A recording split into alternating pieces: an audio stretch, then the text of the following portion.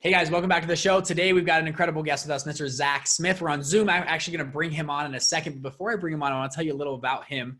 And personally, actually, me and Zach are good friends. We've been talking a lot lately. Zach runs Funded Today, one of the co-founders. They have raised over $300 million for Indiegogo, Kickstarter campaigns across the world. Number one crowdfunder raiser on the planet is coming on in just a second to talk with us. And in addition to that, Zach is actually launching his own fund here pretty soon. He's actually been using a lot of the earnings from his businesses to do loans and different internal investments. And now he's going to scale that and bring on investors. So you'll hear about his process of running a very successful company, getting that money, and now raising money for his funds. So you're going to love this episode. Zach is a very smart guy. He went to Weber State University. I'll talk about his Dame Lillard went there. Summa cum laude from there. Graduated, has actually a degree in Mandarin, did very well, spoke Mandarin. We both actually speak Mandarin together. And an incredible guy, incredible entrepreneur. He's 33 years old and has already had a massive success in his life. I think you guys can learn a lot from this episode and you'll enjoy it. So we're going to cut over and you guys can hear Zach himself. See you guys in a sec. Bye. Hey guys, welcome back to the Investment Fund Secrets podcast. Today, I've got my good friend with me, Zach Smith. You guys are not going to want to miss this interview. It's going to be very fun. I think we're going to dig into a lot of fun stuff. I've already mentioned his long, lengthy bio, done a lot of incredible things with Funded Today, incredible crowdfunding raiser. And then also, Zach, we didn't mention this in your bio, but you're also launching your own fund as well. Doing a lot of hard money loans, things, debt types of stuff. So anyways, Zach, welcome to the show. How you doing today, buddy? Hey, Bridger. Excited to be here, man. Thanks for having me on. Yeah, this is going to be fun to talk. So a lot of good topics, a lot of good things we're going to talk about today. But first off, tell us a little bit about your story, how you got started in Funded Today, and then how you've transitioned that now into launching your own fund. Yeah, absolutely. So I've been a serial entrepreneur my entire life, not to be confused with a serial murderer. I'm a serial entrepreneur. I'll be a lot like Bridger in that sense. I'm essentially the guy that was selling lemonade, dragging the radio flyer wagon around to soccer events and tournaments, selling snow cones, starting a lawn mowing, landscaping business. And one thing or another led me to Funded Today. The story of Funded Today is kind of interesting. I graduated valedictorian with a degree at Weber State University. For those basketball fans, that's Damian Lillard's university. It is, yeah. Dame went there in Utah. That's right. Yeah. Dame Dollar representing. Yeah. So anyway, I graduated with a degree in accounting there. And I kind of started a practice, not in accounting, but in business consulting, based upon the experience I had in another business. Well, I charged on retainer and by the hour. It's like $100 an hour or something. And maybe it was even more. And I had a client come to me. They were actually out of South Ogden, Utah. And they said, hey, we can't afford your retainers. We can't afford your hourly rate, but we have this amazing idea. Have you heard of this thing called rewards-based crowdfunding, Kickstarter, Indiegogo? And actually at the time I hadn't. I said, no, I haven't. They said, well, look into it. Let us know. We'll give you 35% of all the money that you raise. Make a video for us, design a page, do all the marketing. We think we got a cool idea. I agreed. I thought they had a cool idea. You can check it out. It's called the Roo Sport, attachable magnetic wallet. Snaps to your waistband, holds your keys, credit cards, wallets, goo energies. If you're running, if you're a marathoner, it's like the perfect type of product. But at the time, Brenda, the creator, had just sewed this in her basement. She was like a seamstress and she knitted one up kind of thing. And what year is this, by the way? Where are we at? Geez, I think it was 2013, seven years ago. Yeah, 2013. And was Kickstarter, Indiegogo, was that a big thing then? When did those companies start? Not really. I mean, they had started, and again, you can't quote me on these, but I think it was 2008, 2009, 2010. So right in the middle of that last big crash, some of these companies actually came up, which is pretty cool. And they had not reached their peak yet. Their peak was probably 2015, 16, 17. So they were still kind of up and coming. People were learning about them, people were hearing about them, but they hadn't reached that market saturation level yet. And I hadn't heard of it. I mean, most people probably listening to this podcast still have not heard of crowdfunding. Crowdfunding, oh yeah, that's Shark Tank. That's that. No, not exactly. We'll talk about what crowdfunding is and some different means of it in this podcast episode. But essentially, we raised them money. And we raised them $115,000 in the course of 30-something days. And I got 35% of it. And that was pretty cool. It's like, wow, I made 30, 40 grand or something. Yeah. And suddenly a lot of people wanted to know how a couple, they were like 50, 60 years old, I think, maybe even a little older. How did this couple raise this money for this kangaroo wallet, this little pouch thing? And a lot of people came knocking down our doors, and I went back to my business. Thomas, my business partner, went back to doing his consulting. And we didn't really think anything of it. Kind of crazy. You'd think we would have just dropped everything and went going. But we had good businesses going on already. And we were already both very successful. So 35 grand didn't really get you out of bed. You were like, well, I'm good. I'm fine, right? Yeah. I mean, I don't know. In hindsight, we probably should have acted even faster. But at the time, maybe we didn't think we hadn't figured out that formula that we realized we had. We didn't think it was possible to duplicate, perhaps, or replicate. Yeah. Well, we were wrong. A lot of people came knocking down our door. The best story, probably the most exciting story that made me decide to pull the trigger was we had 100 hours to raise about $200,000 for a product that had raised 100 grand. So they had a goal of 300. If they didn't hit 300, they were going to lose their 100 grand. We had 100 hours to do it for them. They begged us.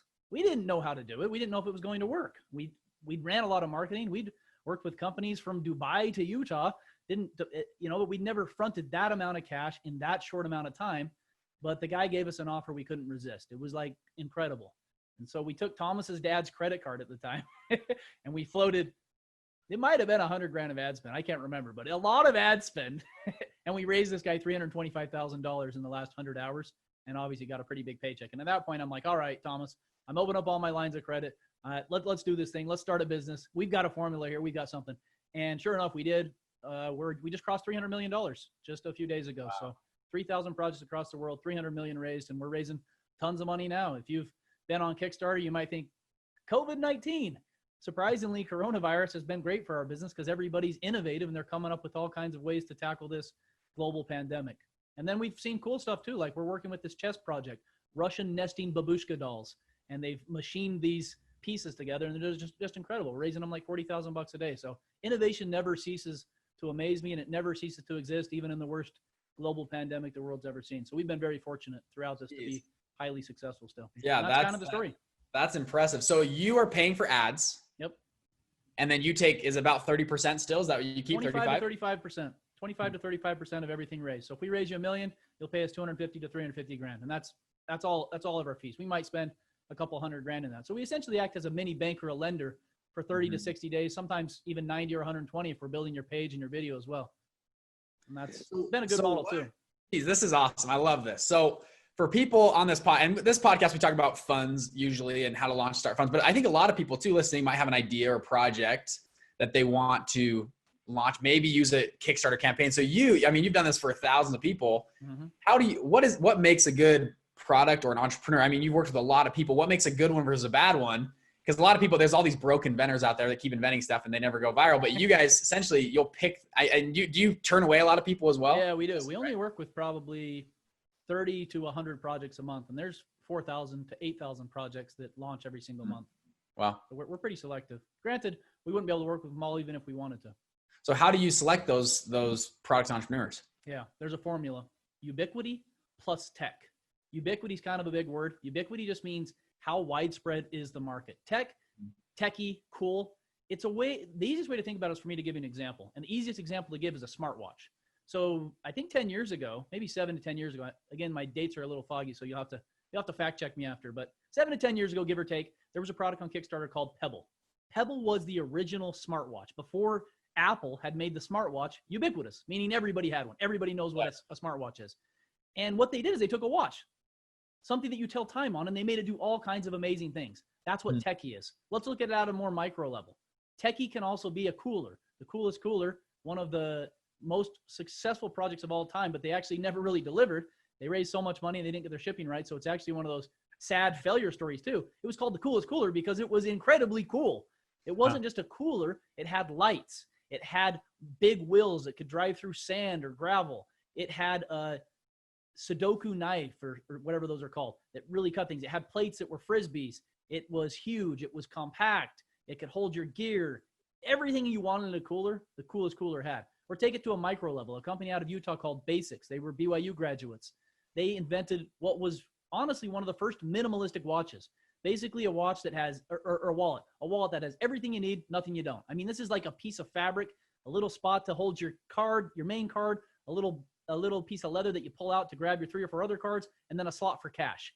It's techie, even though there's not a tech element on it, because they've taken the big bulky wallet that causes back problems and issues with your hips and everything, and they shrunk it down to the size of a few dollar bills. That's the formula. Ubiquity plus tech equals huge chance for success. Add that to one more formula I've devised over the last year or two. And that formula hasn't been done before on Kickstarter. Doesn't matter if it's out there on Amazon or e-commerce or whatever. Has Kickstarter or Indiegogo, those platforms where you raise money themselves, have they done that idea before? If they haven't, there's also a huge chance for success if you copy that formula. So you don't care if it's already on Amazon. That's what you're saying. It's got to be different. You can't just grab something on Amazon and launch it, but you can look at something that's successful on Amazon, tweak it, pivot, emulate success, and create your own thing. And there's a good chance it's going to do really, really well. So I saw the cool cooler a couple years ago. Yeah. I don't know if I don't know if you'd sent it to us, whatever. Okay. That thing was pretty cool, by the way. No, it is. I'm one of the only people in the world that has one. I'll have to send you guys a picture. I'll take a picture and just put it on your website or something, Bridger. You have a prototype of one? I've got a prototype that I still use, and it's awesome. So they raised, how much did they raise? 20 million, I believe. And then they never produced. The entrepreneurs. They produced some, you know. I think there's maybe a couple hundred out in the world. The molding was more expensive than they thought. The shipping was wrong. They got the manufacturing wrong. I mean, it was so cool and so amazing and so many different features. I don't really believe the creator was a bad guy. Some people probably do because they lost money. You know, I didn't back the project. I happened to get it because I did some different things with them down the road to get the cooler. So that's why it's kind of like a collector's item for me. But eventually they just ran out of cash. And I think they're still trying. Maybe they're still trying to figure out if they can raise capital or whatever. I mean, so there's a chance for a fund. Are you sure he's not on an island in the islands, yeah. just hanging out or what? Yeah, I know. As far as everybody knows, I mean, he got a Washington State. I think he's from Washington State. He got some sort of compliance issue where they demanded some things. I mean, he went through the ringer in terms of security and regulation. So I don't think you can't raise money on Kickstarter and then just say, sorry, I'm taking you can't just bounce. I mean, you can't bounce. Oh, okay. There's a chance it fails. Kickstarter is not the easiest way to understand Kickstarter is pre-orders. But as I say that, let me give a little disclaimer. It's not really pre-orders. There's a chance that the product never happens. Most of the time they happen. Most of the time they're delayed because these are creators. These are brand new innovators that a lot of them never started a business before, and they might not have all the experience necessary to go from prototype to manufacturing to mass manufacturing to shipping and drop shipping and logistics and all the stuff that comes from raising money. So sometimes raising too much money is a bad thing. And that's why Cooler raising 20 million was actually a bad thing. Interesting, huh? Cool. Look, I got to see that cooler, by the way. You got to bring that over sometime. That's sweet. They had a little satellite TV on it. Is that right? It had a Bluetooth speaker as well. Yeah, I forgot about that feature. Yep, Bluetooth speaker could play through. Yeah, you could get radio, satellite. I mean, it really does amazing. Every time I use it, I'm like, oh, that's a new feature. Got a little place to drain the water out. That's pretty smart. Just clever. Yeah. It lights up at night, so you can kind of see stuff as you open up the cooler. It's battery. Oh, it's got a blender. I forgot a blender. You can blend your drinks out on the beach. The thing has everything. So. That's awesome.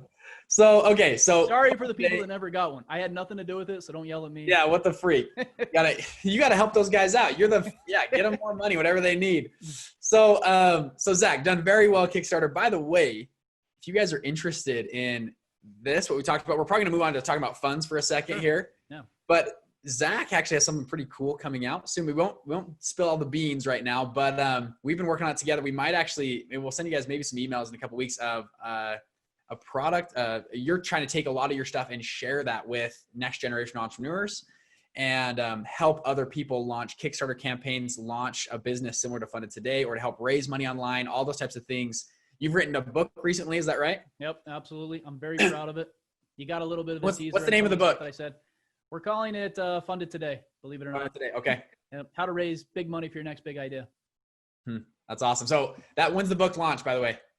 Ooh, don't put me on a timeline here. It is ready to go. It's through editing. It's through publishing. It has the ISBN getting applied to the back cover. It's ready to launch anytime. I'm just kind of, I don't know, I'd say within 30 days, but I said that 3 years ago. It's taken me 3.5 years to write this book. So it's not going to be 3 years from now. This thing's done now. Yeah. I wrote a book. It's on the interwebs now. So 30 days from this post. Oh, geez. Out in your hand. Bridger's good at holding you accountable. I'm going to hold you accountable too. I want a book. This guy will get it done. And if you don't, you got to give me that cooler. How about that? Ooh, now it's really on the line here. There you go. Got a whole principle of goal setting going on. This is how you make things happen. Oh yeah, put them on public platforms. Oh yeah, public goals. I actually really believe in public goals because I do too. Yeah, holds your feet to the fire. When you tell me you're doing something. Yeah. I'm an extrovert kind of a person, and that like holds my feet to the fire more than anything else. Is other people knowing that I have a goal, and if I don't hit it, and then anyways, it's just that whole external thing. But all right, Zach. Now, Bridger, I will say one thing about this upcoming course. We have never revealed or taught anything that we've done to raise the $300 million. This isn't us like creating something just for the heck of it. We've raised $300 million. We've been doing this. We're still doing this. Look up Crowns. It's on Kickstarter right now, raising tens of thousands of dollars every single day. And that's just one project of many that we're working with right now, in addition to all the money we've raised. Now, for the first time ever, we are actually going to release a course and describe exactly how you can do the same thing as kind of an accompaniment for the book that I've written. Which is, I'm very excited to, I've actually, you sent me over kind of the draft of the book. He's got it. Don't go rob him, guys. He's got the only copy right now. Yeah, you got the cooler. I got the book. It's pretty impressive. I actually seen back into the course a little bit. So we'll keep you guys posted on when that happens. I mean, it's a one of a kind. What you've done is very, I mean, you're the top in the world, right? Number one company in the world for doing this, been able to raise more money online. And even for people listening right now that want to launch a fund, there are funds out there that run ads on Facebook and raise money through a 506c fund. There's different types of funds you can do this, and crowdfunding type of funds. And you found the niche for how do you get people to pull out their wallet, put a pre-order down or a pre-investment down, and it applies directly if you're raising money online as well, which is pretty cool. Oh yeah, it really is. And I think this formula, I've spent a lot of time today talking about Kickstarter and Indiegogo, but this formula bridges the gap to any type of crowdfunding. You can apply what I teach in my book and what I teach in this course to all facets of crowdfunding and have great success. Well, let's talk about that for a second. Let's talk about the actual money raising part of it and the psychology behind. Give me your thoughts and your frameworks for how do you go out and get someone to drop $100 or $500, $1,000, $10,000 on a product they've never even seen, felt. It's an idea. How do you do that? So it's boring to start, and everybody's gonna be like, oh, I knew that. Well, you didn't really, and I'll explain. I call it the triple F: friends, family, fools. Your triple F. Every business you start, you kind of need to start with your triple F. And it's very simple. Hey, Bridger, I've got a new product coming out. It is the coolest cooler. I'm actually going to deliver it, not like the other guys in Washington. It's going to be $1,000. I know you love camping. I know you love going to the beach. I heard you just got back from Lake Powell. Hey, man, we've been good friends. I need $1,000 for this thing. I'm launching in 30 days from now on September 1st. Can I count on you to pledge? Because here's the difference. Hey, I've got this cool cooler. Check it out. It's awesome. All your friends. Yeah, Zach, wow, it's so cool, man. You're amazing. You're great. Hey, it's $1,000. Oh, wait a sec. It's about cash commitment. And I organize this. There's templates and stuff. We give all this stuff away for free in the course. But going through this step by step until you build out your triple F, ideally a couple hundred people. The best somebody ever did, they got 500 people lined up on launch day for like $100. So 500 multiplied by 100. Quite a bit of money raised on day one. The reason that is important is because you create momentum. You create a snowball effect. Crowdfunding is a paradoxical vehicle. Paradoxical means it seems like it can't be true, but it is. You set a goal for $100,000. You hit that goal of $100,000 with your internal network. Suddenly you raise a couple $1 million because everybody's like, oh, I'm not the fool who jumped on this. This thing's already successful. I want in too. It's momentum. It's movement. And you create that through your triple F. And it sounds simple. It's a lot harder to execute, and it's a lot harder to be consistent, to reach out to all the hundreds of people. You know, I have like 5,000 friends and 60,000 followers on Instagram. You know how painful it is to go through individually and message all those people? But I can raise millions of dollars just from that network alone by following that process. And you can too. But who's going to do the work? That's interesting is you get, because no one wants to be the first investor on an Indiegogo project. Everyone wants to be the last one in, right? So you line everybody up day one. You crush your goal day one, and then you can go from there, lining everybody up for that launch. Very interesting. It's huge. And then you take advantage of the algorithms. The reason why you launch on Kickstarter, and you're like, I mean, here's the question, Zach, why would I do that? Sounds like I can just go set up a website and take some payments on PayPal. Number one, PayPal sucks. Probably don't do that.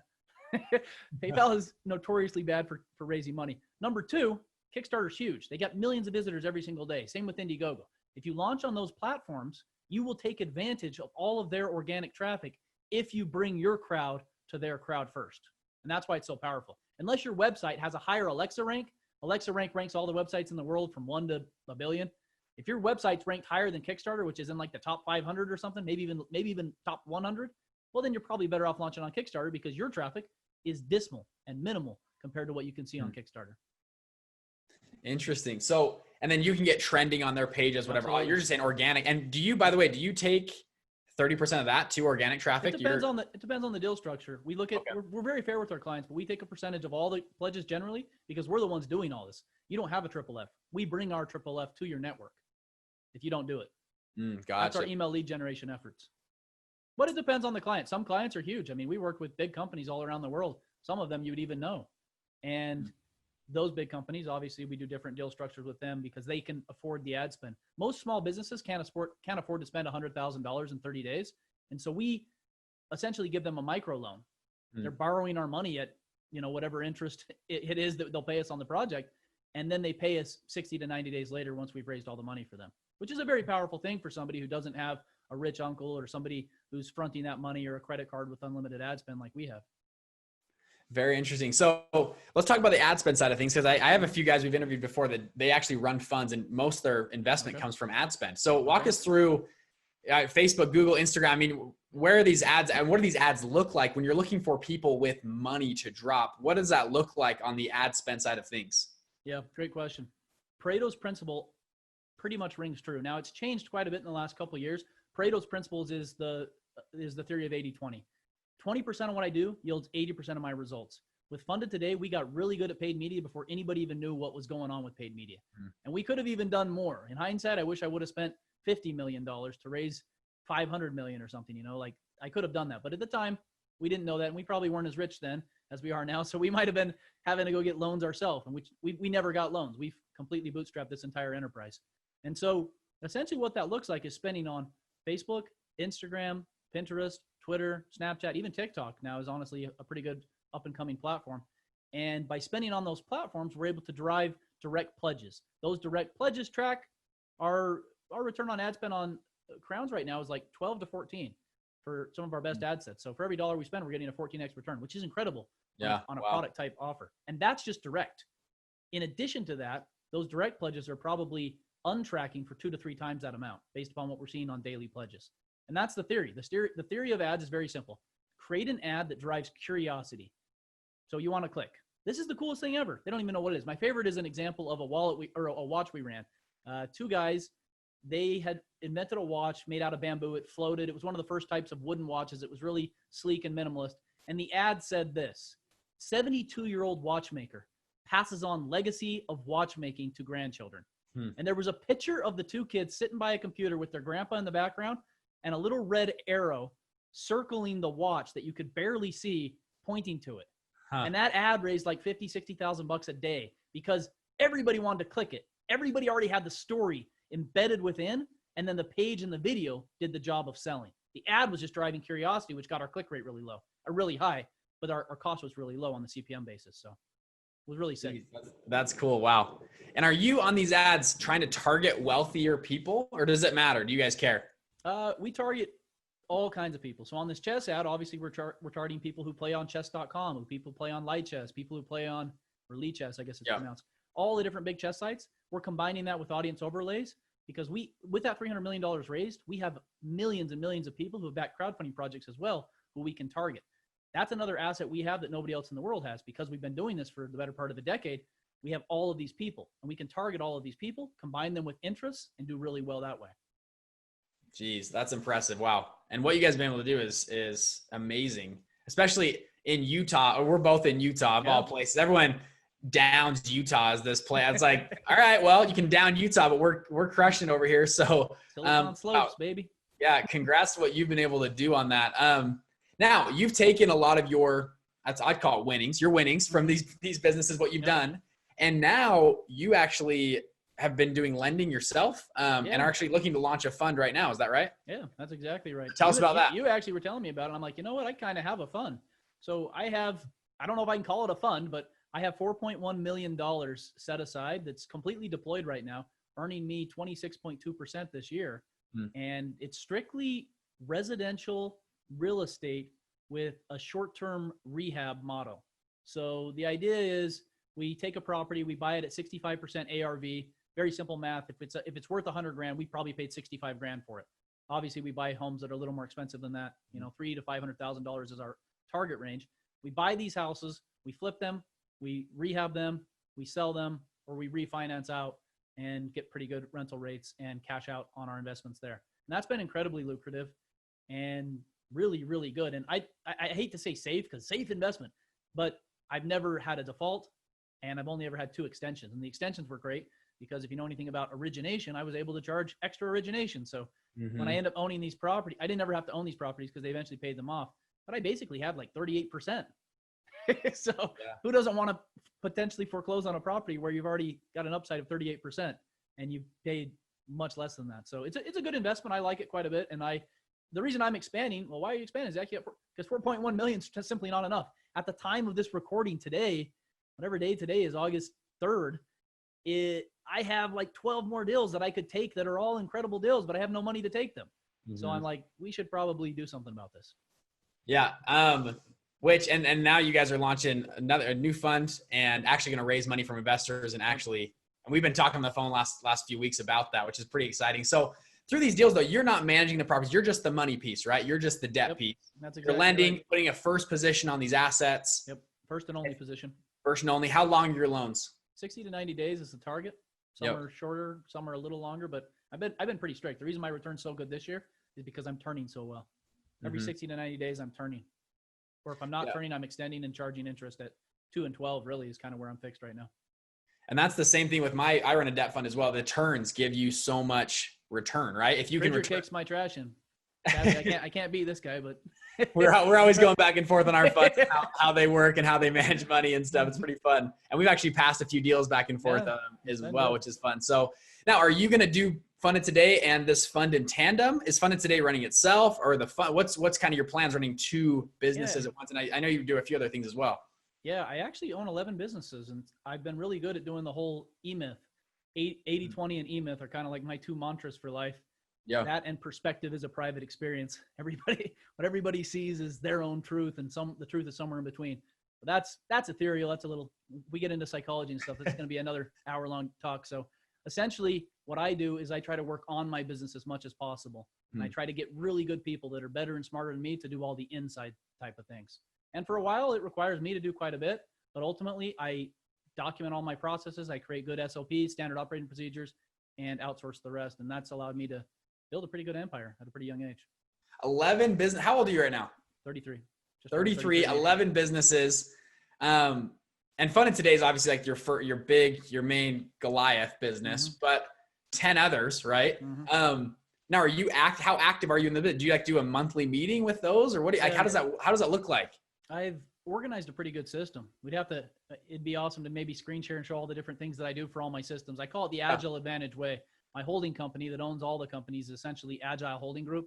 And Agile Holding Group is, the reason I call it Agile Advantage is because it's called the Agile Advantage Way. And the Agile Advantage Way, kind of like Marcus Lemonis has his 3 Ps, people, process, product. He's the guy on The Profit, the hit MSNBC TV show. I do the same thing, except for mine is the Agile Advantage Way. And the Agile Advantage Way goes about how I build companies and how I monitor and check in on the KPIs of the companies and set goals and metrics and try to strive for growth and management. And the key is just it really is about employing the right people and entrusting them with a lot of power and teaching them time and time again that they can have more and more power and make mistakes. It's okay. We'll always find a way to fix them.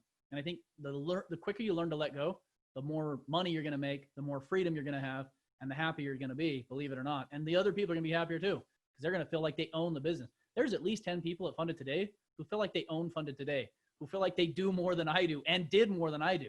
And I don't have a problem with that. If they want to say they built Funded Today, go for it. I mean, I'm still going to tell everybody I built Funded Today. I'm an entrepreneur. I believe I did. But it's perfectly fine for them to think that they did it as well, because that's the power of ownership and leadership that we've instilled in them. And they care a lot about the company, and I love that. Do those employees at Funded Today, how much do you give them equity? No, they don't even have equity. Rev share? Yeah, in hindsight, maybe I should have given some equity, but I never did. I own all of Funded Today along with Thomas. But they feel like they're owners. Yeah, and they feel like this is their baby. Exactly. How did you do that? I'd say it was a compensation model that was really good. Instead of being greedy, we paid our people incredibly well. And it worked very good on that performance-based model because it wasn't necessarily risky for us. I mean, in hindsight, I could have paid them all 60 to 100 grand a year and made a few million more probably, but they might have not stayed. Most of my people have stayed this whole time, which is incredible. In today's economy, people are leaving every, 7 to 12 months or something. Yeah, it's wild. I don't have any of that. So That's been really good because then I don't. So they're on a bonus compensation where they, as the business does well, they do well as well. Exactly. And that works really good as long as you have a good business. If you have a bad business, well, you got other things to fix anyway. Yeah, that's a good point. A lot of my companies, I love doing rev shares or perform. Yeah. Because it just really great. Yeah. I hire people that that are like me, that want to build a business, just didn't have the idea. Right. Mm-hmm. And that's, I see the only way to motivate those types of people. Now there's other people you can hire that are just, they want to be employees. They want to just be paid their thing. But it's people that working in 2020 too. I've hired on a couple new people and they are entirely incentivized and motivated on performance, and they are doing incredibly well. And they probably would have worked for $5,000 a month, but I didn't do it that way with them. And they've made, I think he made like $23,000 last month, which is incredible. And I'm fine with that because he made me $100-something grand. So that's awesome. Is that the same model you use with your 10 businesses? And have you acquired all those businesses, or have some I've built, some I've acquired? Okay. The same model across all those? The most recent company I own is a diesel mechanic shop. So really, it's a pretty cool one. Yeah. Are your companies all in one sector? It sounds not. Yeah. No, are they all over the place? They're not necessarily. This one's a little diversified from what I do, but it's a service-based model, and I consider it an agency model. I'm very familiar with the agency model, so I bought it. Very interesting. And are you now this is investment fund secrets, right? I love talking about these investments. It's fun. Yep. Are you raising money for these acquisitions? Are you going to leverage a bank's money, or is it just your cash on buying these businesses? How are you doing? Are you coming in with partners for typically? One of the coolest things ever, and I learned this from Roland Frazier, good friend of mine. I'm actually speaking on an event with him next week. Okay, very nice. Yeah, he's a great guy. One of the sharpest business minds out there, in my opinion. He talks about buying businesses by leveraging your existing assets. Obviously funded today, and my incredible successes across all my companies have been very good. So I've been able to come into these companies and take percentage equities in all of these businesses, or sometimes just own them all outright by almost always not having to put in any capital. And the one thing I do is I offer lines of credit at good interest rates to these businesses, which is also incredibly advantageous to them because now they have a trusted partner with free access to capital. And those two strategies alone have allowed me to open a lot of doors that I probably shouldn't have even been in. That's very interesting. And is your plan to keep growing the empire? And yeah, I think so. One day, what do you want to have? 50 businesses or what? 50 businesses making me $50,000 a month each or something. Huh. That's awesome. Cool. That's really, very cool. Have you raised a lot of outside money yet? Never have. Never have. So always on my own capital. This will be the first time I've raised money.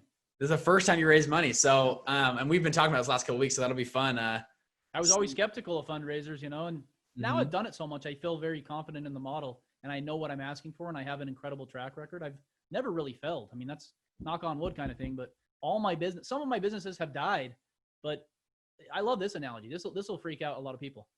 Oh, Netflix is so much better than Blockbuster. Okay, sure. But Blockbuster made billions of dollars for a long time before they died. It's one of my favorite analogies that nobody shares. That's how some of my companies have been. I made a lot of money on them, and now they're no longer around, but that's okay. I learned from them, and I created even better companies. And the guy who owns Blockbuster is doing pretty dang well too. That's a good way to look at it, right? Because everyone looks at who's good right now. Who's good now, and who looks great. Yeah. It's like, every business is going to fail. If you go into a business thinking you're going to last forever, sorry, pipe dream.